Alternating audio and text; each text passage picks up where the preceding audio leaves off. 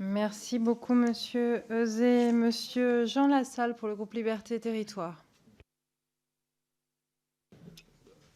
Merci beaucoup, Madame la Présidente.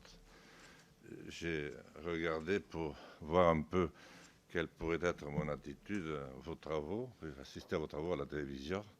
Je dois dire que vous présidez très bien, avec une once d'humour, ce qui n'est jamais préjudiciable, à condition de ne pas en abuser, mais là c'est moi que je vise plus que vous. Merci. Je voudrais, et puis je trouvais la commission très attentive, parce que je n'avais jamais eu l'occasion d'y siéger, puisque en 4 ans de mandat, j'ai plutôt été aux finances, un tout petit tour aux affaires étrangères, et maintenant à la défense. Je voudrais remercier Jean-Félix Acroix-Viva, mon ami, qui a bien voulu rapporter la proposition de loi dont je suis l'auteur.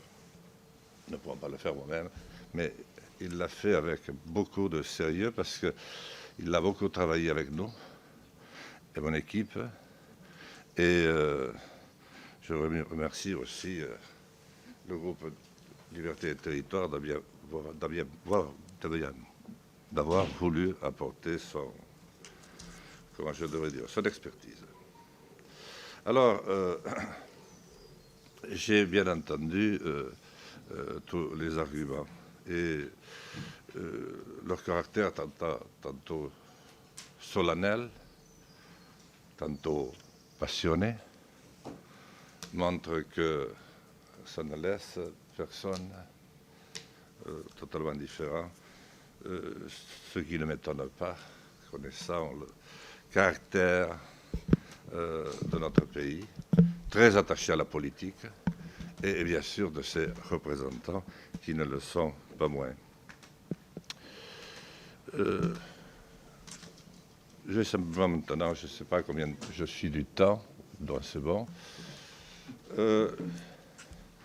Nous avons atteint, on peut regarder le problème dans tous les sens, un taux d'abstention qui bientôt fera qu'il y aura non plus d'abstention, mais forcément du rejet à l'égard de notre système. Je suis très attaché à la Ve République, donc par conséquent, je ne tiens nullement à partir en vrille. Mais je voudrais contribuer passionnément à ce qu'elle puisse exister, continuer. Or, dans le contexte actuel, la défiance à l'égard des élus, et plus encore des partis politiques, illustre le fossé qu'il y a entre les représentants et le peuple. La démocratie représentative à laquelle nous sommes tous attachés n'a pas fini d'en voir. Et c'est pour ça que je voulais prendre un peu les devants. Pendant des décennies, la République a pu s'appuyer sur un socle électoral solide, marqué par une forte participation des électeurs qui a assuré la stabilité et la légitimité de nos institutions.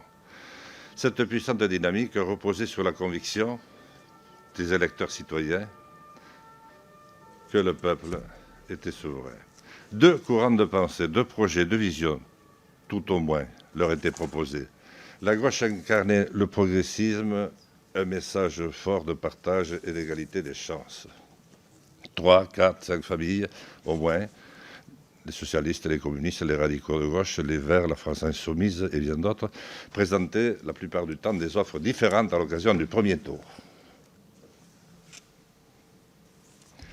La droite et le centre incarnaient, avec des nuances tout aussi marquées, parfois même plus, qu'à gauche, la liberté d'entreprendre et le sentiment de sécurité.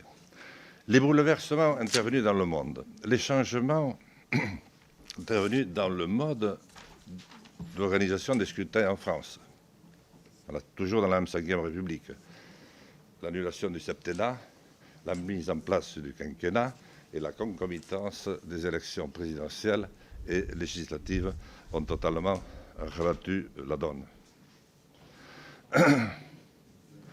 Un référendum, celui-là organisé et auquel le peuple avait fortement participé, qui avait donné pratiquement 55% de non, s'est vu ratifié quelques mois plus tard à Versailles par le représentant du peuple lui-même.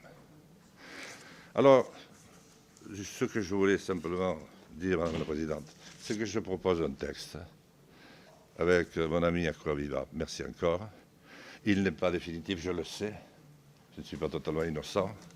Mais c'est peut-être pour le construire ensemble. C'est peut-être pour y réfléchir ensemble. Et l'ensemble des arguments que vous venez de prononcer me renforce dans cette idée. Je préfère que nous le fassions de notre propre initiative avant d'y être contraints, ce qui là aussi serait très différent des habitudes de la Ve République. Je vous remercie. Merci à vous. Pour le groupe